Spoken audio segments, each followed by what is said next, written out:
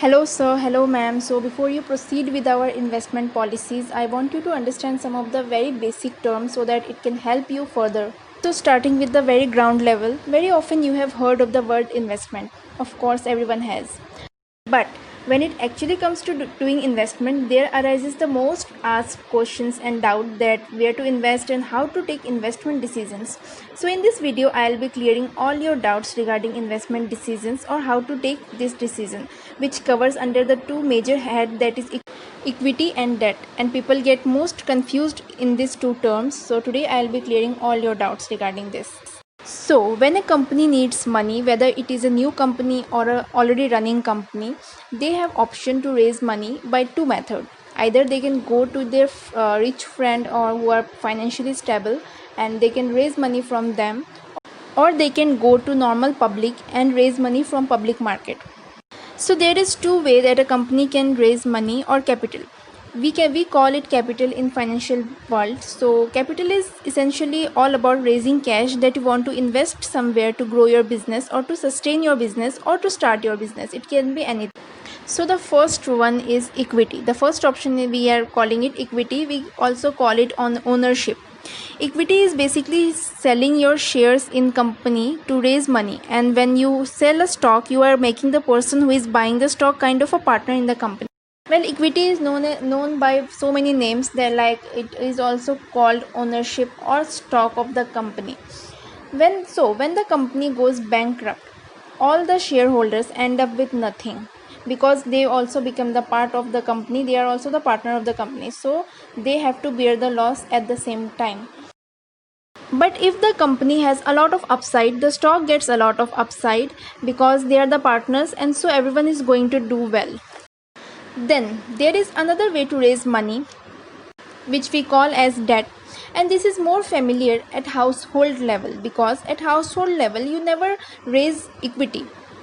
But it's not like that you can't raise equity, but you usually don't because of lack of knowledge, you can say. Let's take example. Suppose you are going to buy a house. Will you ever say that I should approach to my friend for some money for the house, and I will offer him 10% stake in my house, and also we will be good kind of partners in the house? This is of course not possible. That could happen, but it don't usually happens. So usually when you do something on a personal level, you raise money through debt. Let's think about it from the point of view of person who is lending the money. Debt is just borrowing money, and so it is also called borrowing money. This is like I go to my rich friend and say I need $1 and I will give you back $1.5 a year, and he agrees. I am essentially promising him to give money at some future point or date. And if I have agreed to pay him 9% interest, for example, I have to pay him 9% regardless of what I am suffering in business. If it is profit or loss, it doesn't matter.